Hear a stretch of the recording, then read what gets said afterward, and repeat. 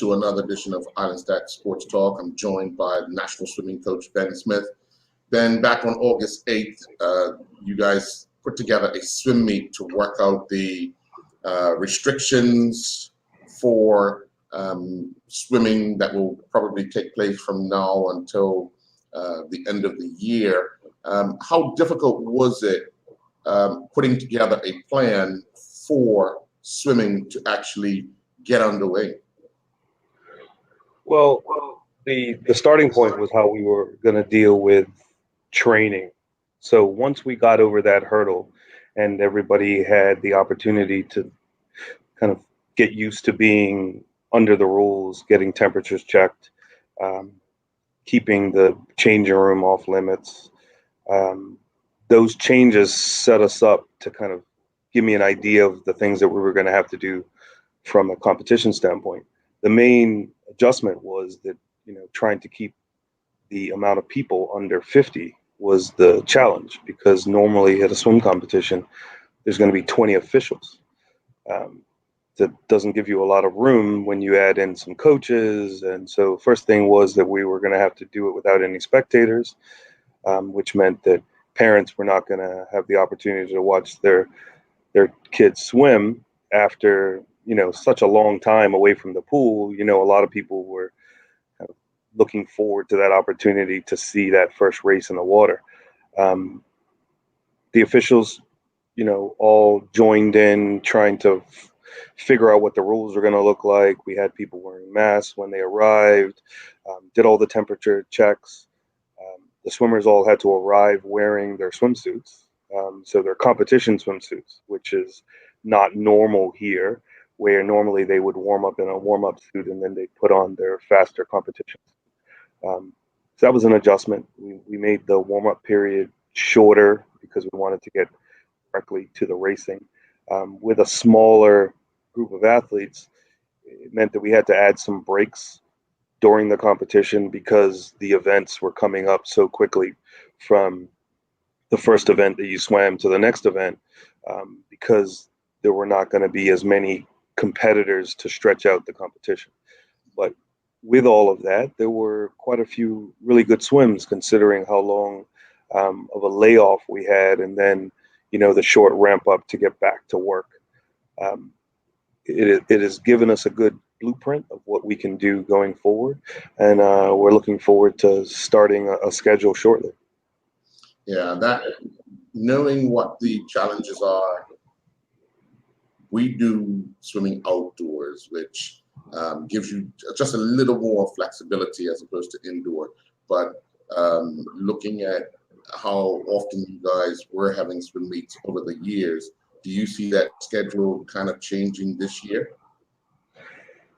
So the first thing is that, yes, I agree with you. Because we're an outdoor facility, it gives us a bit of an advantage. And because Bermuda's climate, we can compete outdoors all year round, where indoor competitions mean, air circulation and people being in close proximity. So you've actually seen quite a bit of the school programs have either postponed the season or canceled the season already.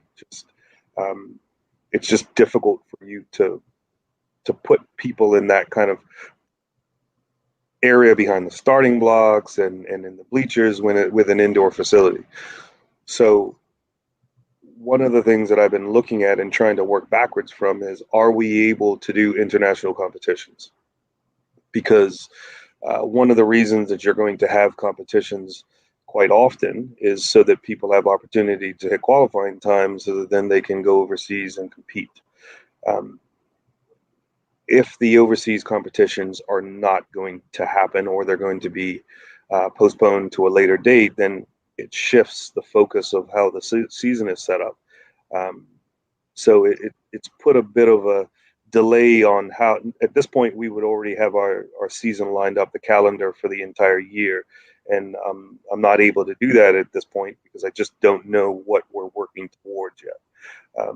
So where we are, we're going to put a competition in September, just to kind of get everybody back into the routine. And then from that point, we'll start to kind of lay out close to what we did last time, but the addition of athletes now that we're able to have 75 instead of 50 gives us a little more wiggle room.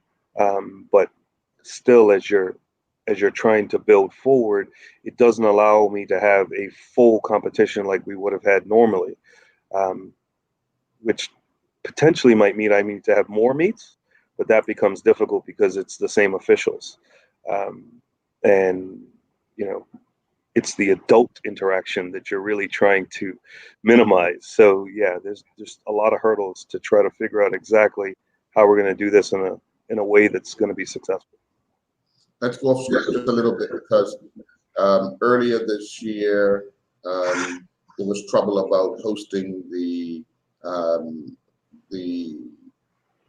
I'm trying to think, it was CCCAN, right? Yes. Yeah. Well, COVID kind of helped in that regard, but what was the latest with CCCAN for next year? So they still haven't made a decision yet. So the way it works in our season, the first event that we will be looking for as an example would be Carifta, which is usually, around Easter time. So at present, it is going to be in Barbados, which was supposed to be the host in 2020.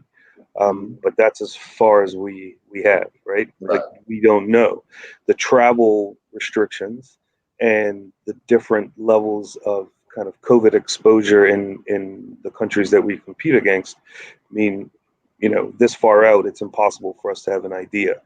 The discussions for the CCCAN competition is going to be based on one, who is willing to host, because there's an expense to hosting, and not everybody's going to be willing to go through the expense at this point, not knowing whether they can actually host a competition. So that confusion that was going on this year, if we had had a competition, is continuing at present.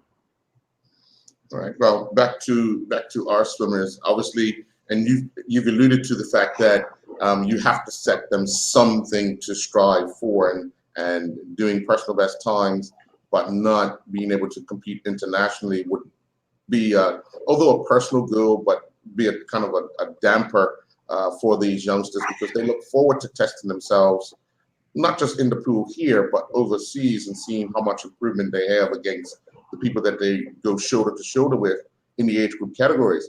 So in the event that there's a complete washout of the Carifta, of CCCAN, you usually take a group twice a year, maybe 3 times a year, abroad.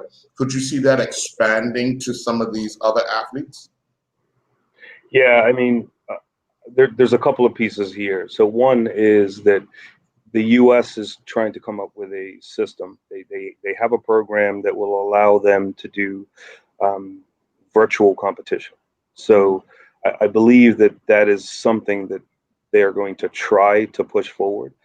I'm just not sure what that looks like for Carifta, potentially, right? So having multiple teams compete in other countries and allow the results to be combined is the idea. Now, the atmosphere is not going to be the same, right? There's so many things that are really exciting and important when you travel to a competition. It's that lead up to it. It's the excitement of it. And that allows us to build motivation through the season for them to improve to get to that goal. So right now it's going to be getting back to full training. Everyone's taken a couple of weeks off just before school started. Getting back to that work, and then trying to figure out whether there will be any access to competitions outside of Bermuda. Once we able to tick that box, we'll decide what we're going to do. So I think we're going to have to do some interesting things locally to try to build some competition just within the island, and then we will probably look to do some of this virtual racing just to see what that looks like and whether it builds some enthusiasm. And then hopefully, if everything goes well in the region, we have some kind of opportunity to go and compete. But as of today, I could not tell you what that would look like, right? With an 8-day quarantine or in any direction, it would make it almost impossible for you to take a team, because you'd prepare them and then you'd have to have them out of the water for 8 days, which is pointless. Yeah. When you look back at how things were shaping up prior to COVID-19, in the lead up to Carifta, in the lead up to CCCAN, we were putting in some impressive times. How have those kids managed over this long break of not being able to compete, but just doing a lot of personal land training, and the few times that they've been in the pool before that competition on the 8th? So what I would say is that, the kids are resilient, right? So yes, they were impacted, but with just their energy level and their commitment to the sport and the way that they had been performing leading up to what was going to be, the last run towards Carifta Games, they were in great condition. Now, you have to start from scratch, right? They'll tell you that every day that you miss in swimming is worth 2 to 3 days. Mm-hmm. So the Michael Phelps's old coach actually did an interview a couple of weeks ago where he laid out that he believes it's going to take some of the top athletes about a year to get back because they've missed 6 months. The issue with our swimmers is that they got back to work right away. Every opportunity we had, they got into open water. They started to, we've been trying to get them to swim open water for a really long time, and COVID allowed it to happen. We pushed them into the ocean and they started to swim and they started to kind of enjoy it. And hopefully that is going to mean that we're going to potentially get some open water swimmers out of it. But what you saw with the times that we were able to produce at that first test meet tells you that the potential for them to really have gains is there. We learned some things during this process, right? A lot of the mental side, the conversations with the athletes, going through the technical side on a Zoom call, just gave them a different way of looking at the sport. And I think a lot of them who did all of the things that were provided for them really gained another level of appreciation for the sport and what it can do, from a side that most of them hadn't really paid attention to. I tell them that in the days when I was a swimmer without the internet, we didn't have the ability to just click on a video and see the fastest swimmer in the world or look at a technique. That wasn't available. You had to wait for a magazine that came out maybe, and it was, months old. But now they're starting to use those tools. So I'm hopeful that we're going to see even better improvements. We were moving in a really good direction before COVID. It's the part for me that is difficult is that when you have young athletes that were looking to compete at that Carifta and we're looking forward to it, and I had, those quiet expectations of what they were going to do. A lot of times, if you have a 12-year-old that goes to Carifta and performs really well, that result allows you to have motivation for them over that next year's, and then the second year when they're racing swimmers that are bigger and faster than them, because of the result that they were able to attain when they were 12. When you're pushing through those hard times, those are the things that you're allowed to tap into. So when you miss that, now we have to figure out a new way to motivate them because they've missed some of their targets. How do you think the discussions will go around age group? Because some kids would have aged out of Carifta this year, not having that opportunity to swim in an event for the final time, and possibly increase their medal count and time and all that. How do you think that conversation will go around the Caribbean? Yeah, so we haven't started that part of the conversation yet. I know that there is going to be some conversation around it, right? So the hard part is that it's an age group competition, so that's why that restriction is there. But it's the same way in, if you're in a U.S. university and you are a senior and you should have been in your final year of competition and now that year has been wiped out, they're looking at ways of maybe giving them another year. So you have to look at what that means, but the problem is that you're kind of pushing the deck backwards, right? So if you're a 12-year-old who's now 13 and you should be in the 13-14 age group, if I add the 18-year-olds at the top end, do I push everybody back, or am I just adding 18-year-olds to that category? So that's a bit of the discussion that we'll have to have happen. CCCAN allows for that 18 plus category, so that would be where you would normally see that group. And the other part that would happen is a lot of those CRIFTA athletes will hopefully have moved on to university, so they might not have the flexibility to go to CRIFTA in the timing of the year that it is. But once again, that is if their university allowed them to come back under these COVID regulations. I saw the Youth Worlds for track and field announced that their age group requirements will stay the same. So it's unfortunate those under 20s this year will not be able to compete next year if the games do come off the World Championships. I haven't seen FINA come out yet, because I know they have World Championships as well for age groups or Youth World Championships. Any idea of when that actually conversation will take place at that level? Well, the one positive is that those age group competitions were going to happen next year. So they didn't have the impact that you would have seen if this had happened next year. You would have seen a much bigger impact for those age restriction competitions. So we'll see what that looks like.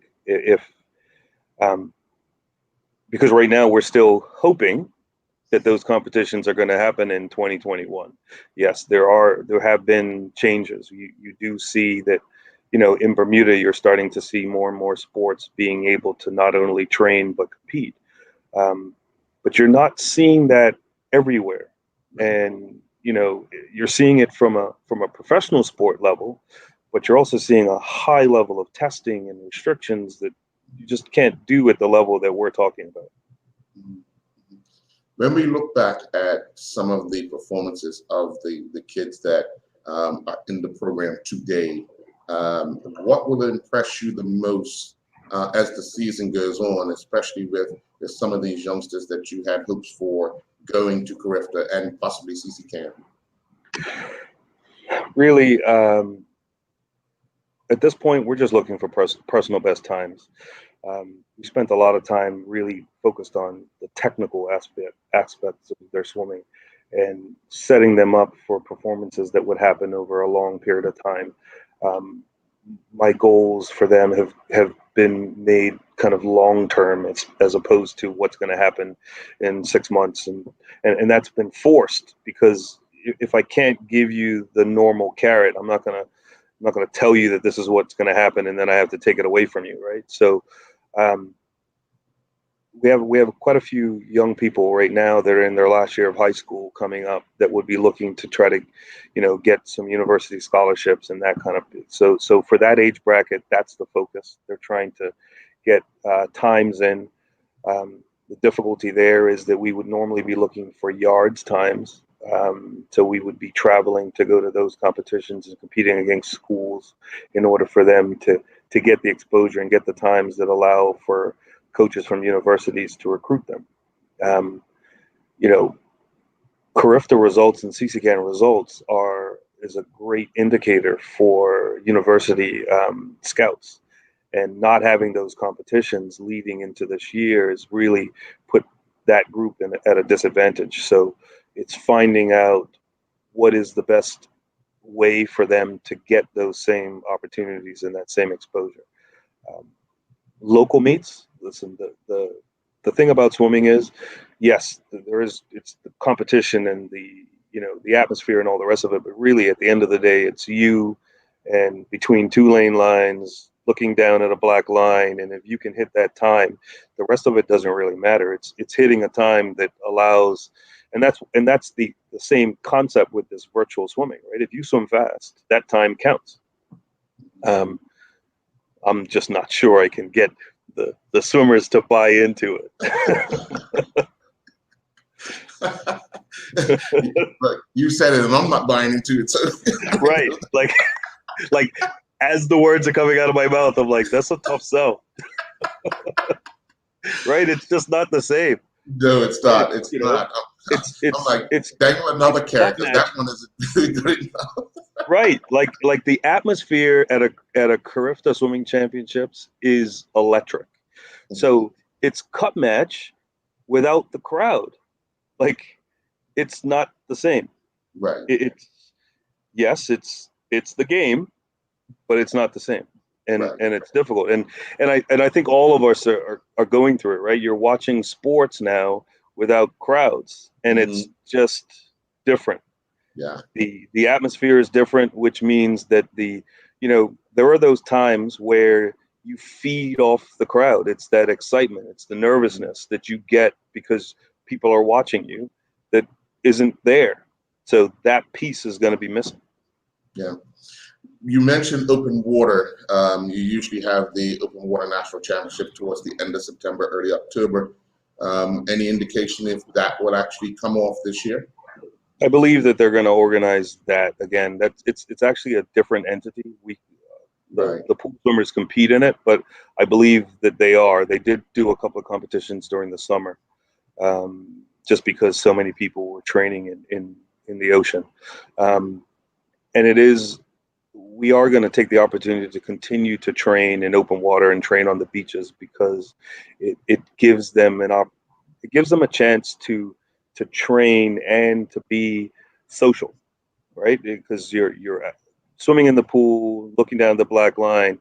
It's quite an antisocial sport most of the time, right? That little period in between where you get to chat before the coach tells you it's time to go again. Right. But being on the beach training, having opportunity to train in the ocean is important, and it also has given some exposure where other people have had the opportunity to see how hard these young people train. I think it's been great exposure for the sport. Yeah. You often hear swimmers talk about looking down at that black line, but when you're doing the ocean swimming, you're looking down and you might see a fish. So it's a totally different type of training and atmosphere as well. And also you're worried about current, tide, all that other stuff.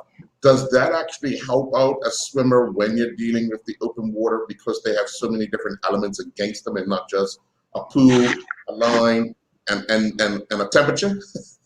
So the first thing is that was the reason why it was so difficult for us to convince them to go in the ocean. COVID forced it, but before that, black line, there's no jellyfish, there's no fish, there's no really big fish with sharp teeth, right? So that's the issue. They're out there, they're swimming, and they're doing their laps, and all of a sudden you see somebody's head pop up because there was a school of fish underneath them. Mm-hmm. And we did quite a bit of training at Horseshoe, and you're dealing, we try to get them out past the surf line, but there is, right? You've got rip currents, you've got just different things that they have to deal with.